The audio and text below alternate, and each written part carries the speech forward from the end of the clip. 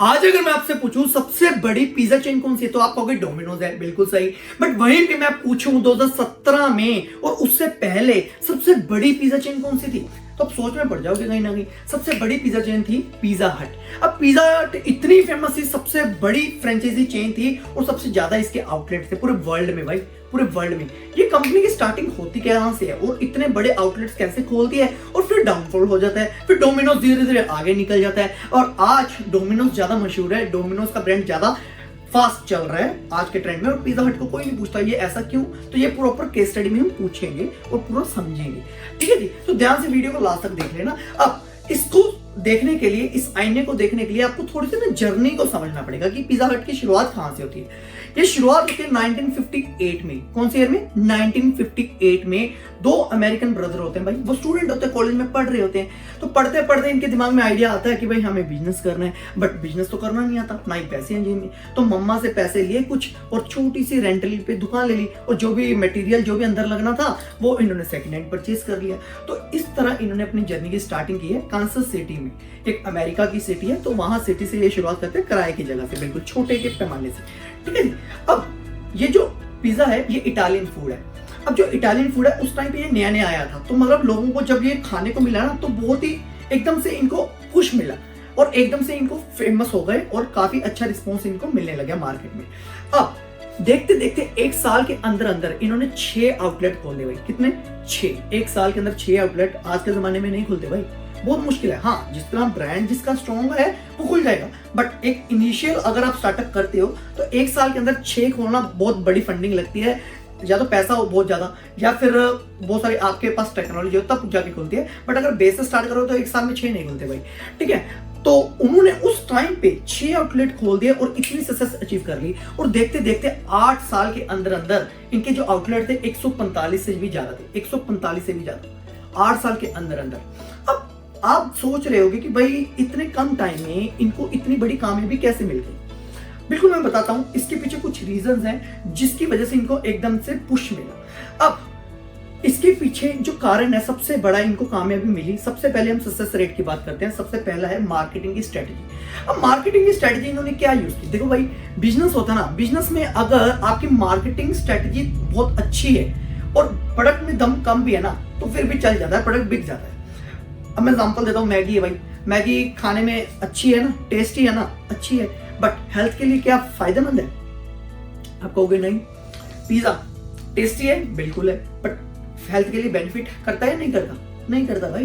तो जो कस्टमर को चाहिए आपको वो देना होता है बिजनेस में, ना कि आपको जो अच्छा लगे वो देना होता है। कस्टमर के सिग्नल को पॉइंट करो, कि कस्टमर के सिग्नल को पहचानो कि ये चाहता क्या है। अब वहां पे इन्होंने जब मार्केटिंग स्ट्रेटजी क्या लगाई, अब देखो इटालियन फूड था तो कुछ नया नया था, तो इन्होंने फ्री में सैंपल्स दे दिए, घर घर जाके फ्री में सैंपल्स डिस्ट्रीब्यूशन कर दिए पिज्जा की।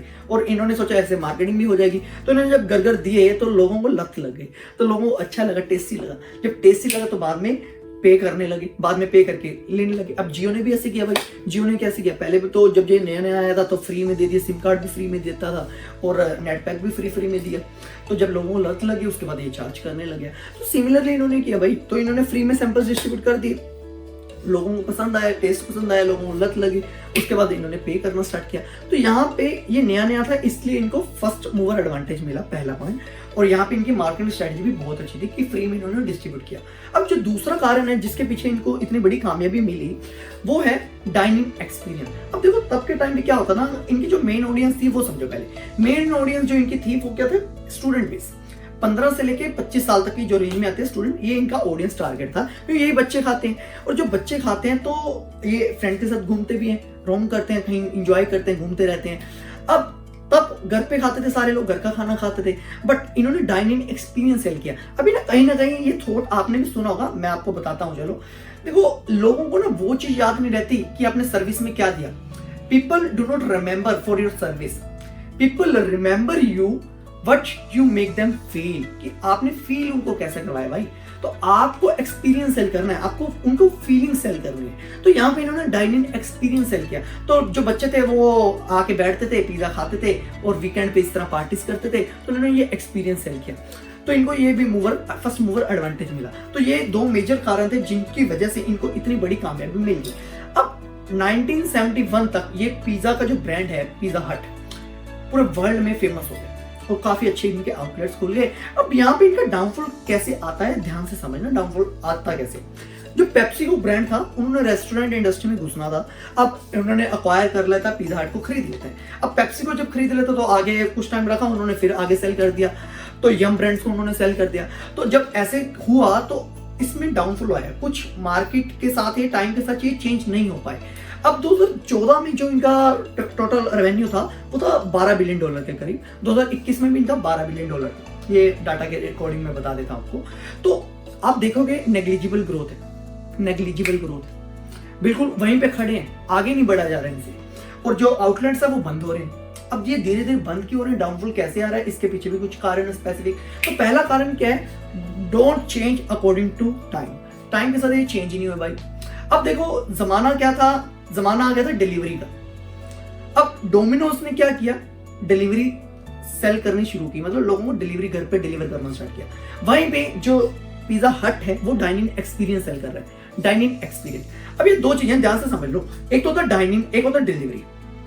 जो डाइनिंग है ये पिज्जा हट कर रहा है, अब जो डिलीवरी है ये डोमिनोज कर रहा है। लोग क्या चाहते थे, घर बैठे खाने की आदत है लोगों को। अब लोगों को इतना, अभी जो आजकल के बच्चे हैं उनको भाई मार्केट जाना इतना अच्छा नहीं लगता, जो चीज घर पे बैठे बैठे मिल जाती है। तो यहाँ पे क्या है, वो डिलीवरी वाला ट्रेंड आ रहा था और ये सेल कर रहे थे डाइनिंग। और जो 10% जो इसने भी एक्सपीरियंस की, पिज्जा हट ने भी 10% जो सेल्स आ रही है वो आ रही है डाइनिंग से, बाकी तो सारी डिलीवरी से हो रही है।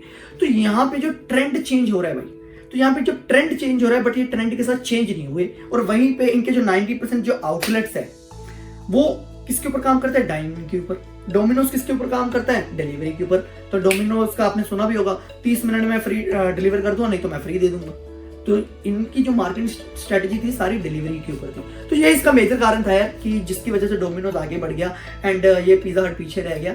तो इन्होंने टाइम के साथ अपने आप को चेंज नहीं किया और वहीं पे रेवेन्यू खड़ा रह गया। 2014 के बाद स्पेसिफिकली इनका डाउनफॉल होना स्टार्ट हुआ। दूसरा कारण क्या है, जो इनकी मेन ऑडियंस है वो स्टूडेंट है। अब स्टूडेंट की जेब में लिमिटेड मनी होगी। अब जो इनके प्राइसेस थे ना पिज्जा हट के, वो ज्यादा थे। देखो हर को होता है कि यार कि सही बजट में मुझे अच्छी चीज मिल जाए। जो स्टूडेंट है उसको भी यही होता है, उसकी जेब में लिमिटेड पैसा, वो कमा थोड़ी रहा है भाई। तो जो डोमिनोज आया ये अफोर्डेबल प्राइस के साथ आया। प्राइस रेंज का बड़ा फर्क पड़ता है भाई, इंडिया में तो स्पेशली। इंडिया में अगर आपको बिजनेस करना है तो आपकी जो प्राइस रेंज है ना वो अफोर्डेबल होनी चाहिए, लोगों ले सके। क्योंकि मेजर ऑडियंस देखो ना, हाँ प्रीमियम प्रोडक्ट सेल कर रहे हो बट वो मेजर ऑडियंस नहीं है। और बिजनेस स्टार्टिंग में क्या रहता है, पुश मांगता है, तो पुश के लिए आपको अफोर्डेबल रखना पड़ता है। तो ये दो मेजर कारण थे जिसकी वजह से जो पिज्जा हट है वो डाउनफॉल पे हो गया और काफी इनके आउटलेट्स बंद भी हो रहे हैं। But they are struggling right now and they are focusing upon it, कि उनके ऊपर काम कर रहे हैं। तो इट मे हैपन कि ये आगे आने वाले टाइम में अच्छी ग्रोथ हासिल कर सकते हैं। तो आप क्या सोचते हो इस वीडियो में, नीचे कमेंट करके मुझे बता दीजिए। एंड वीडियो अच्छी लगी लाइक कर दो, शेयर कर दो। मिलता हूं आपको अगली वीडियो में। Thank you so much.